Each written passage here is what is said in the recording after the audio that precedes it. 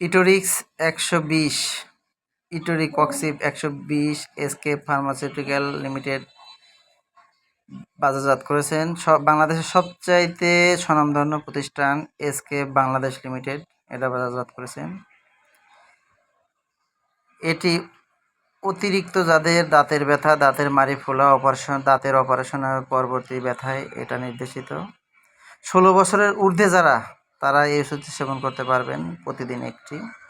এছাড়া ইটোরিক্স অন্যান্য উপসর্গ যেমন osteoarthritis, rheumatoid arthritis, ankylosing spondylosis, acute gout অর্থাৎ হাড়ের বিভিন্ন সমস্যা, হাড়ের ব্যথা, হাঁটুতে ব্যথা, মাজায় ব্যথা, জ্বালাপোড়া ইত্যাদি উপসর্গে এটি ব্যবহার করা যায়।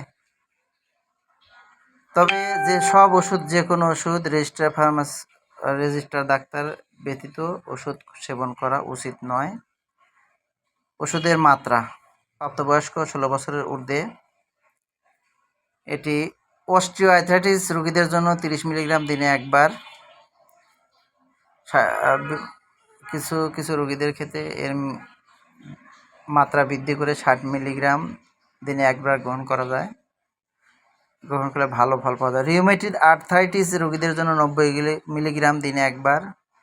অ্যাঙ্কালাইজিং স্পন্ডোলাইসিসদের জন্য 90 মিলিগ্রাম দিনে একবার। অ্যাকিউট গাট মানে হাঁটুতে ব্যথার জন্য 120 মিলিগ্রাম দিনে একবার।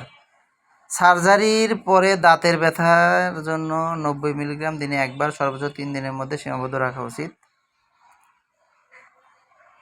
যে সমস্ত রোগীদের ইটোরিকক্সিবের প্রতি অতি সংবেদনশীল, তাদের ক্ষেত্রে কত রক্তক্ষরণের ইতিহাস থাকলে হাঁপানি রোগীদের এটা সংবেদনশীলতার সাথে ব্যবহার করা উচিত। গর্ভাবস্থায় এবং স্তন্যদানকালে এটা নির্দেশিত নয়, এটি ব্যবহার করা নিষেধ। 16 বছরের নিচে ক্ষেত্রে এদের নির্দেশিত নয়। ইটোরিক্স ট্যাবলেট বিশেষ করে যাদের দাঁতের অতিরিক্ত ব্যথা, তারা এটি সেবন করবেন।